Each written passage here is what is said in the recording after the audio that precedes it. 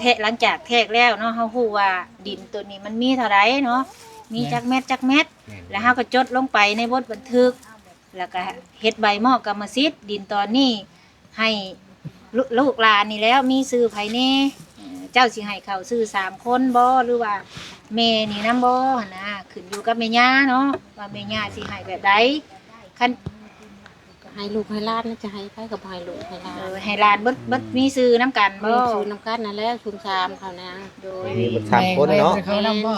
แม่เด้แม่ก็เข้านำกันแล้วคงให้เหมาะไปเขาเหมือนนั้นแม่ก็อยู่นํลูกคือเก่าเนาะคือเก่าแล้วแม่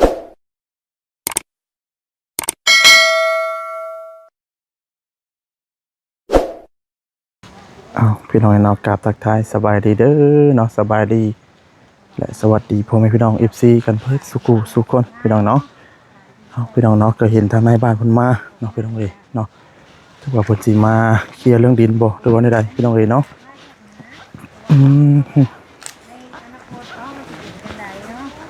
เฮาบ่ฮู้ว่ามันสิเป็นจังได๋นะแล้วบัดนี้เฮาก็เลยนัดกันกับทางพ่อบ้านเพิ่นมาร่วมกันโดยดินนี่แหละและเฮานั่นอยากเว้ากับแม่ย่าแนวนี้ในเมื่อว่าสิให้เพิ่นผู้ใหญ่เพิ่นสิมาช่วยเหลือนะเพิ่นจะปลูกเรือนให้แล้วก็เลยนัดพ่อบ้านเพิ่นนี่อยากมาให้เพิ่นแทกให้ไหมนะอยากรู้ว่าดินมันมีซ้ำใดแล้วให้ทางพ่อบ้านเพิ่นนี่จดลงใบเรียบร้อยนะได้ยินแม่ย่าว่าเพิ่นแทกแล้วแต่ก่อนน่ะแต่ว่าบ่รู้ว่าใบแทกน่ะมันอยู่ไสนะ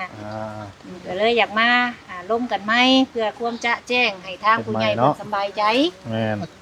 อันนี้คือจดบทบันทึกบ่เราจังซี่เนาะมีแต่ว่าเจ้านั่นที่ดินตอนนี้นะคันว่าสิให้หลานเนาะเจ้าก็ต้องเขียนใบมอบกรรมสิทธิ์เว้าซั่นซะต้องยังบ่ได้เฮ็ดนี่โดยบ่ได้เฮ็ดอยู่หักว่าคันที่มอบให้นะที่ปลูกเรือนปลูกชาตินี่ต้องมอบกรรมสิทธิ์ให้หลานแม่นล่ะว่าโดยแม่นมันจังมอบเลยเด้มอบก็จะมันมอบยังบ่ต้องให้เขียนเด้เขาซื้อมาแล้วยืนยันเด้มีตัวยืนยันเลยแต่ว่าคันว่านั่นแหละแต่เจ้ามอบความคิดถือว่าคันว่ามีใบนะครับก็เห็นว่ามันถึกทิศนั่นทิศนี่เนาะเป็นหลักเป็นฐานคักแน่มีหลักฐานเป็นอย่างยืนว่าจะมอบแท้หน้าว่าจันทร์ทำคิดมันนะคันว่านั่นแหละเฮาจังหาทางพ่อบ้านเพิ่นให้เพิ่นมาว่าคันเพิ่นสะดวกมื้อใดและสิให้เพิ่นมาแทกไหมสินะและแทะหลังจากแทกแล้วเนาะเฮาฮู้ว่าดินตัวนี้มันมีเท่าไรเนาะมีจักเม็ดแล้วเฮาก็จดลงไปในบทบันทึกแล้วก็เฮ็ดใบมอบกรรมสิทธิ์ดินตอนนี้ให้ลูกหลานนี่แล้วมีชื่อไผแน่เจ้าสิให้เขาชื่อ3คนบ่หรือว่าแม่นี่นำบ่หั่นนะขึ้นอยู่กับแม่ย่าเนาะว่าแม่ย่าสิให้แบบใดคันให้ลูกให้หลานน่ะจะให้ไปกับให้ลูกให้หลานให้หลานเบิดมีชื่อนํกันบ่ชื่อนํกันนั่นแหละชุมชามเขานะโดยมีเบิด3คนเนาะเขานำบ่แม่เด้แม่ก็เข้านำกันแล้วคงให้เหมาะไปเขาเหมือนนั้นแม่ก็อยู่นํลูกคือเก่าเนาะคือเก่าแล้วแม่ก็ได้โดยเอาเป็นบ่ได้เอาใบนั้นมาแบบมาจดมาเขียนได้บ่ครับมาถามกันก่อนมาคุยกันก่อนเข้าใจกันก่อนให้ลงตัวก่อนเนาะเข้าใจลงตัวกันแล้วเขาจะมาแทกแล้วเขาจะโทรหาจะมาเบิ่งมามอบให้โดยคือว่าทางในบ้านเพิ่นนี่เพิ่นสะดวกมื้อใดนะคันเพิ่นสะดวกมื้อนี้แทงมื้อนี้ก็ได้คันมันบ่ทันยังมันบ่ทันเนาะมื้อนี้ทันเพราะว่าแทกผู้เดียวก็มันบ่ได้ครับมุดหมู่คณะอันนั้นบ่หมู่คณะได้บ่คณะมาเป็นหลักฐานพยานใช้กันกันเทศผู้เดียวมันก็บ่ได้2คนก็บ่ได้สบายดีเด้อเนาะบ่ทุกคนสบายดีเด้อทางพ่อบ้านเพิ่นมันล้มกันสบายดีเนาะคันว่าหมออนุญาต2คนก็มาแทกได้ล้มกันนั่นแหละเพื่อความสบายใจทางผู้ใหญ่ผู้เพิ่นสิช่วยเหลือคันว่าเฮาสิมาปลุกจึกสิโลดบัดนี้บัดยามคนเฮามันบ่ฮู้เนาะแลบอกคือว่าตัวตึกเอาตัวเขาบัดชิดพรกับอันตะนอมมันใส่ก็เข้าใจเนาะบัดนี้เป็นตัวอย่างและคอยเขามาเฮ็ดเวียงนำเขาก็เลยมอบพวกตั้งใจกันเงินนะก็ไม่นำแต่ว่ามันบ่ทันมอบคิดเฮากับบ่ทันตัดสินได้เนาะว่าเจ้า6นี่นะหมู่เริ่มเอาเฮ็ดนำโดยเบิ่งหมู่ไปแล้วของหมู่เป็นผู้ใหญ่เป็นประธานเนาะโดยอามาอันนี้ประธานเขาก็เป็นทั้งบ้านใหญ่หันพระเจ้าก็เป็นพวกอันผักคันบ้านมื้ออื่นก็ว่าต้องลงมื้ออื่นก็มื้ออื่นเขามาแทก เอามื้ออื่นนี่มันอาจจะบ่ได้แท้ มื้ออื่นนี่มันบ่สะดวกสิมาเจาะน้ำ สิมาทางน้ำ เป็นมือไม้ เป็นมื้อเฮาสะดวกเฮาสิโทรหาเด้อมื้ออื่นนี่สินัดเพิ่นมาเจาะน้ำเดี๋ยวย่านว่าเฮานี่วนกับเวียกตัวนี้หลายเวียก ตัวแท็กแต่เฮา ว่า เป็นชุมพรก่อนก็ได้แล้วว่า แท้แต่ถึงเจ้าก็ได้แหละเจ้าก็ไปปรึกษาแบบว่า โดยจะไปคุยกันก่อนกับหมู่คณะเลยอยากถามเลยเนาะในเมื่อว่าคันว่าแทกดินนี่เฮาอยากถามว่าค่าธรรมเนียมเนาะอันนี้เว้าตรงๆเลยว่าค่าธรรมเนียมการที่ว่าวัดแทกของเพิ่นนี่เพิ่นมีค่าธรรมเนียมนำบ่หรือว่าเพิ่นสิ ตัวนี้ยังบ่รู้เพราะว่า โอ้ ต้องถามผู้คณะก่อน โดย ตามแท้กระเก่ามันก็แนวมันก็มีให้แล้วเนาะ โดยตามแต่เก่าในบ้านนี่เพิ่นเอาเท่าใดค่ะธรรมเนียมเฉพาะในบ้านนี่นะ เพราะว่าปี2026นี่แหละที่ตกลงกันในใดว้าวตัดสินบ่ได้คือเว้าเลยเนาะต้องปรึกษาก่อนเนี่ยนะ แต่ละบ้านมันก็คือกัน กำลั เนาะ งประชุมอย่างกันเด้นี่เนาะ เอาเริ่มไม่บ่เว้าเรื่องดินนี่แหล้วบ่เสียเลยเรื่องดินว่าสิมาตั้งเรือนตั้งศาลผู้ใหญ่เพิ่นสิช่วยแล้วก็เลยให้ทางพ่อบ้านเพิ่นมาเพราะว่า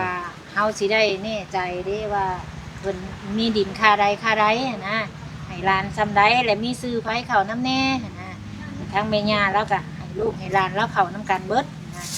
ก็เลยว่า ยังเป็นดินของย่าอยู่เนาะ แม่นมีดินของลูกชายแล้วแต่ว่าลูกชายปัดเสียแล้วนะ ได้เสียแล้ว ก็เลยอยากให้เป็น ว่าสิมอบให้ลูกไผ่กับหลาน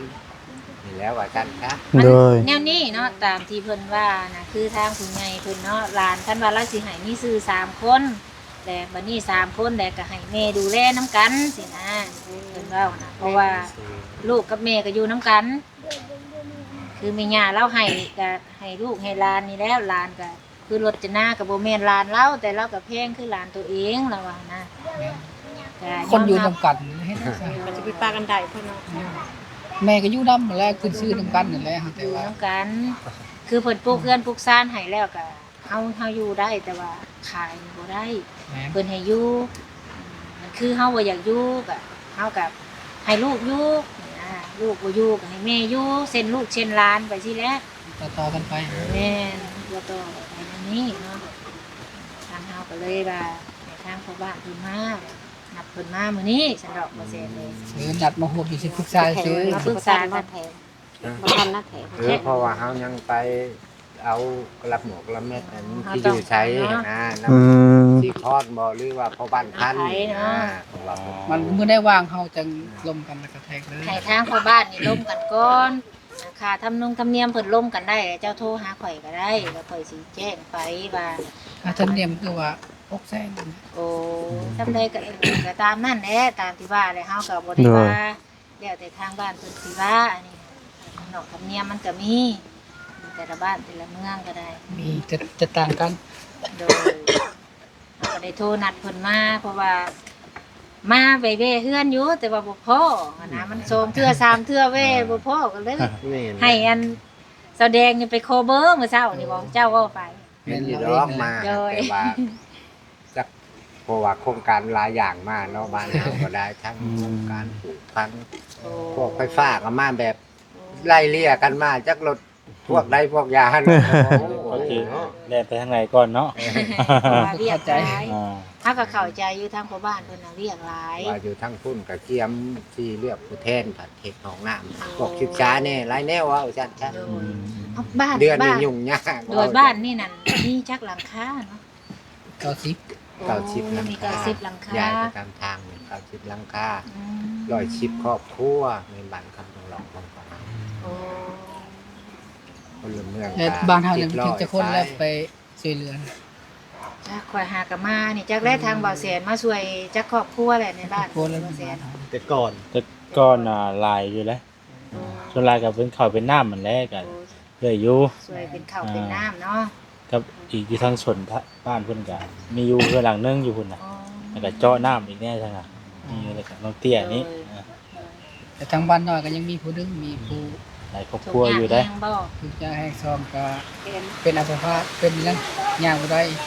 อันนี้เปลี่ยนเลยคนนี้คนนี้ มึง แบบ รอบหลายปีเลยบ่ได้เข้ากำลังได้เข้ามานี่แหละ แต่ให้ไปเบิ่งเยี่ยมเบิ่งแน่ว่ะ แบบเด็กน้อยยาก เด็กน้อย แบบขาดแค่ในลีนี่เด้แบบนี้เด้นี่ทุกแบบเพื่อนซ่านบ่มีอยู่สิก็ยังมีหลายบ่นะ มีอยู่ คือแต่ละบ้านละเมืองเนาะคันเฮาบ่มาเฮาก็บ่ฮู้พี่น้องเอ้ย ไม่ยามไปอยู่แต่โหแล้ว อยู่บ้านที่จอยเรือกับคือว่าหลายๆมันก็นอนก็พอที่จอยกันได้ เฮาก็แต่ละครอบละครัวเนาะเฮาก็กุ้มครอบกุ้มครัวเฮาว่าซั่นซะมีแต่ตามนี่แหละเนาะคันว่าฟังเบิ่งมือฮื้อเนาะให้จุเจ้าร่วมกันกับหมู่กันนะก่อน ลงกันลงแล้วเขาก็มีแต่เอา ร่วมกันให้เจ้าโทรมา มา หา แท้ แล้วก่อนแท้ก็สิเจ้ามานํกันบ่ได้ได้ แม่นคันว่าตอนแท้ก็ให้เฮามาก่อนตอนแท้ก็ได้แม่น บ่มีกันเนาะ โดยมาเบิ่งแล้วเฮาก็สิได้ถ่ายทั้งผู้ใหญ่เพิ่นเบิ่งแล้วก็สิได้มาจดแล้วก็ลงบทบันทึกแล้วก็มอบก็สิได้ถ่ายให้ผู้ใหญ่เพิ่นเบิ่งเพิ่นก็สิได้รับรู้ว่า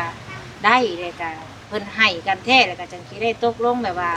ตั้งเดือนตั้ง เอา ซ่าน กัน ให้ เฮาแทกแล้วแล้วก็ถือว่ามอบกับประชิดเลยเนาะเป็นหลักฐานได้มาเลย แทรกได้มาขีดว่ามันมีซำใดเนาะใบตัวนั้นน่ะบัดนี้ก็ใบมอบต่างหากบัดนี้ โดย แสดงว่าสิเจ้ามานํกั บั น น อีก ทึก แท้ มันยั เนาะ งแล้วแล้วก็ถือว่า โดยแม่นๆ ยกมอบเลยคือเพิ่นเฮ็ดอยู่หลังบ่อน ตามนั่นแหละเด้อแม่ย่าเด้อมีแต่ว่าทางพ่อบ้านเพิ่นสะดวกเฮ็ดให้มันคักก็พื้นเนาะคนเฮาวัดบ่มีพ่อบ่มีแม่เพิ่นแล้ว ก็เพิ่น ย่า ให้มัน ตอน แล้ รั ว บบ่อยู่มันย่ามันโสดตอนลูกหลาน นั่น ค แหละ นอื่นนั่นแล้ว แม่ เฮ็ดนี่ คนเฮามันบ่เห็นไผหน้าได้ แม่นอยู่ตอนแม่ใหญ่ยังนี่เนาะ ผู้ใจเพิ่น บัดยังแต่ลูกแต่หลานน่ะยุ่งแล้วบั แม่ ด นคือว่าแม่บ่อยู่ซะเนาะ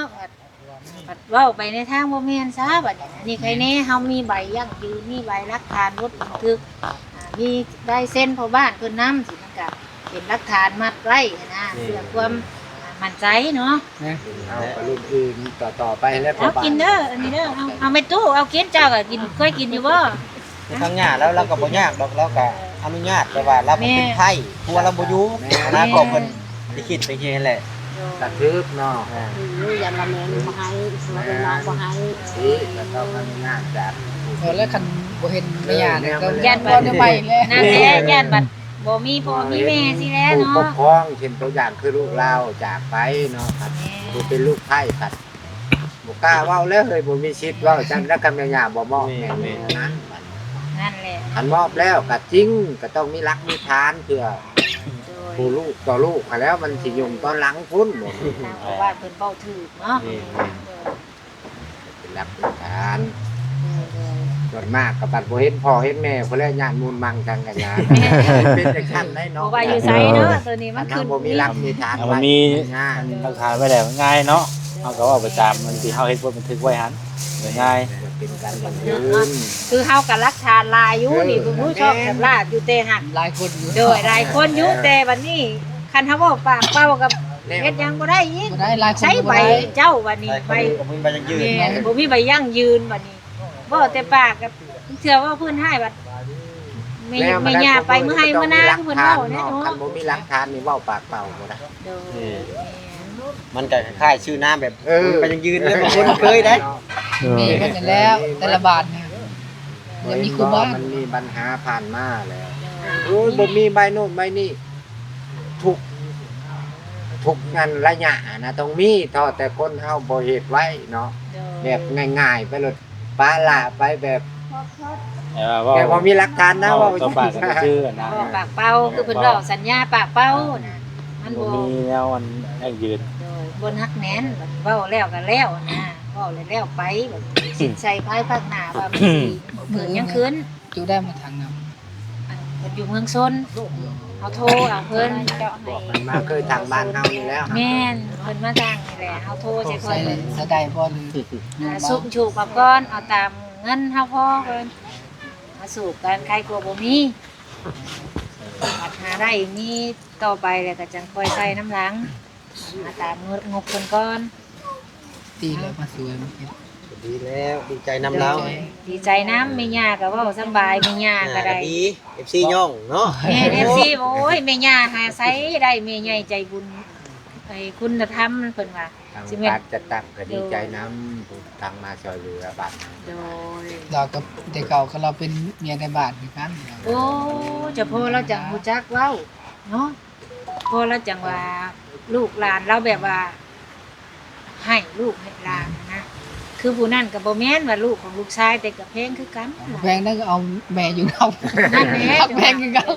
แม่เขาเนาะ เออ มันเป็นแต่ละบ้านไอ้บางบ้านว่าลูกเฮาเสียแบบส่งไผคืนมื้อก็มี มีแล้วนี่ก็ส่งมันส่งได้แม่ก็อยู่เดี๋ยวนี้คือกัน อีต้น ส่ง เขา มาใส่ เนาะ โชงจักสิชงไปใส่นอก แม่เราก็บ่ แม่ มี ก็ ดิ บ่มีดินอยู่แม่ก็ได้ สิชง ก็แม่ก็อยู่เดี๋ยวนี้คือกันอยู่นำกันสิส่งไปใส่ ฟังแน่เพิ่นว่า บ่มีบ่ชง แม่ บ่มีบ่ชง กับปัดจากไปอีกว่าสิชงไปใช้นะ บ่ชง อยู่นำกันนี่แหละเนาะบ่อยู่ฮอด100ปีดอกผู้ใดก็บ่อยู่คำฟ้าดอก อยู่ตอนยังมีชีวิตนี่แหละพี่น้องเอ้ยเนาะเอ้าจังใดก็มื้อนี้ก็สิเอาประมาณนี้แหละพี่น้องเอ้ยเดี๋ยวให้เพิ่นคุยกันทั้งหมู่คณะเพิ่นเลยจังว่ากันใหม่อีกเนาะคันสิแทรกมื้อนี้เพิ่นบัดยังบ่ได้ลงกันคันเฮาน่ะแทรกมื้อนี้เฮาก็โอเค แต่ว่าทั้งเพิ่นผัดต้องรอคุยกับหมู่คณะก่อนเนาะ บ่คันจะโทรมาแต่เช้าค่ะสิลงกัน เฮาขึ้นเมืองอาจสะพรคันว่าโทรมาก็บ่ทัน บ่ทันคือเก่า ถ้าสิกลับมาได้โทรน่ะไปเวียก บ่ กับพุ่น คันที่ไปพวกพันกันมันก็ที่ช่วงครับยัน แม่ ประมาณ น ครับ เอามื้อหน้าพุ่นแหละมื้อหน้า ก็ว่ามันคือก็ว่ามันคือ พอดีเจาะน้ำแล้วก่อนเนาะ ใช้ตอนเช้าหรือตอนแรง ยันตอนเที่ยง ประมาณเที่ยงช่วงเฮามาฮอดน่ะมันไกลเพื่อสิมาฮอดก็เที่ยง พวกเขาก็องค์การจะตั้งก็บ่ได้ไปทางใดสะดวกว่าเฮ็ดห้องน้ำในโรงเรียน อ๋อ แล้วมันสิสำเร็จเนาะเพราะว่าเล่นใช้เลือกตั้งนี่แล้วอยากให้ท่านในโรงเรียนการศึกษาตอนนี้พัดไปเมืองประกวดแม่ว่าคันแท้เจ็บเป็นเลยประกวดได้เครื่องไปนำกัน เอาสันเนาะจังใดก็ขอบใจหลายๆเด้อทั้งพ่อบ้านเนาะทั้งแม่ย่าก็ขอบใจหลายๆขอให้ สบายดีทุกคน โดย โดย ดีแล้วเจ้ามาด้วยมาเบิ่งนำ โดยดีคือกันเนาะ ดีใจนำ คือปรึกษากันก่อนเนาะ แม่ทุกอย่าง มือต่อไปจัง ปรึ มาก ษากันก่อน กันมาวัดประเทศเนาะ ปรึกษากันก่อนพี่น้อง เอ เอ้ย อ ก็จะเฮ็ดในบ้านลายมือแล้วว่าสิพอ ว่านนี่ก็แม่ อยากเข้าไปเรื่อยๆนะ แม่ทุกมื้อจนย่างเข้าไปในเฮือนหมู่บ้านนี่ เห็นแต่มือหนึ่งกับซีเมนต์ชื่อชุมมือเจ้าว่ามาจันทร์มาใหม่ แม่น แต่ว่ากับก็ได้ย่างไปเนาะคนนี้คือว่านะ เฮาวัดบ่ฮู้จักพ่อบ้านว่าเป็นคนใดอะนะ ยันความหน้าความตาเพิ่นว่าสิขออนุญาต อยาก เพิ่นนั่นแหละ ก็สิแว่น่ะอยากขออนุญาตว่าอยากมาสัมภาษณ์นะเพราะว่าเฮาบ่อยากเข้ามาเลยโดยที่บ่ได้รับอนุญาตจากนายบ้านเพิ่นสินะก็เลยเวก่อนนะให้เพิ่นรับรู้ เพิ่นว่ามาซอยทั้งน้องทั้งนี้เพิ่นก็ผ่านมาเห็นแต่ว่าเพิ่นบ่ได้มาฮอดเพิ่นก็จะตั้งว่าจะฮอดก็สิว่าโน่นจู้น้อยเนาะหรือว่าพอบ้านเก่าก็เฮาก็บ่ฮู้แต่ว่า ช่วงนี้แหละฮอด เอาซั่นเอาประมาณนี้ก่อนเฮาก็ได้ ช่ว เนาะ งนี้ พี่น้องเนาะทั้งว่าคำว่าจิตบ่เสียงนะนี่เนาะมาฮอดจอดถึงให้ก็ทหารให้ยืนฉลาบอยู่ สบายดี อ๋อสบายดีเด้อเนาะไปใส่มาคือซ่าแท้ โอ้เวะอันหาน้อง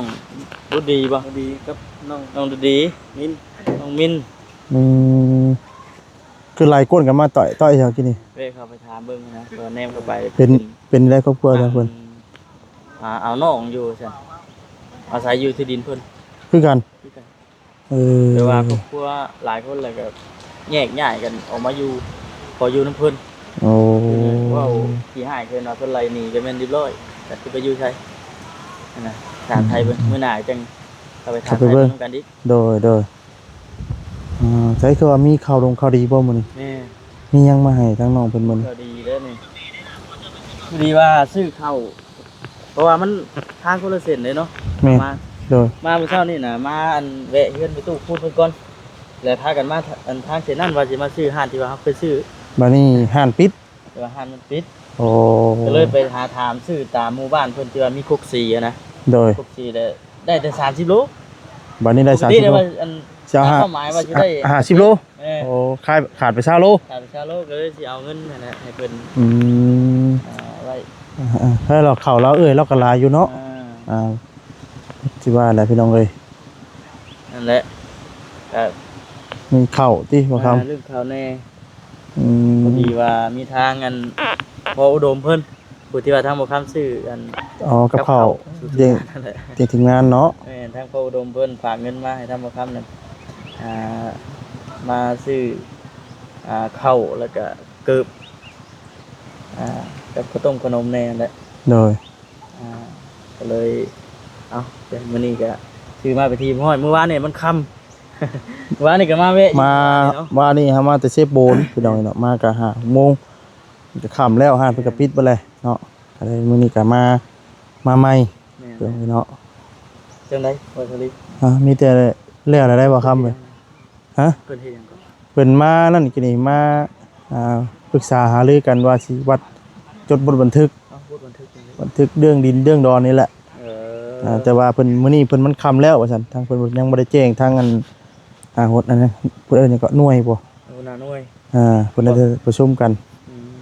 แต่ก็เลยว่าเป็นมือใหม่ได้บ่ว่าซั่น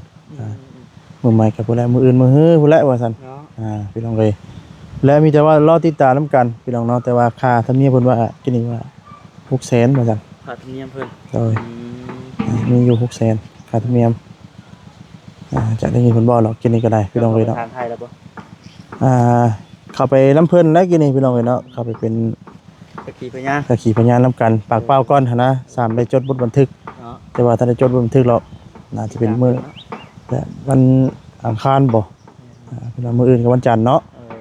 วันอังคารเพิ่นก็สิทางนอกเพิ่นก็มีข่าวดีเจาะน้ำบาดาลว่า จั ซั่ ง น เพิ่นเห็นบ่ โดย หัว เจาะน้ำบาดาล ข่าวดีที่หลั่งไหลเข้ามา โดย ทางเป็นบุญของครอบครัวเพิ่นเท่านั้นแหละครับ โดยภาษาเนาะมีแต่ว่าสิจบคลิปซะก่อนพี่น้องเนาะ คลิปเลยบ่ จบคลิปก่อนให้ทางประคำมอบข่าวมอบน้ำก่อนพี่น้องเนาะดีใจน้ำเนาะ แม่น ภาษาพี่น้องเลยเนาะ ๆ สบายดีเด้อเนาะสบายดี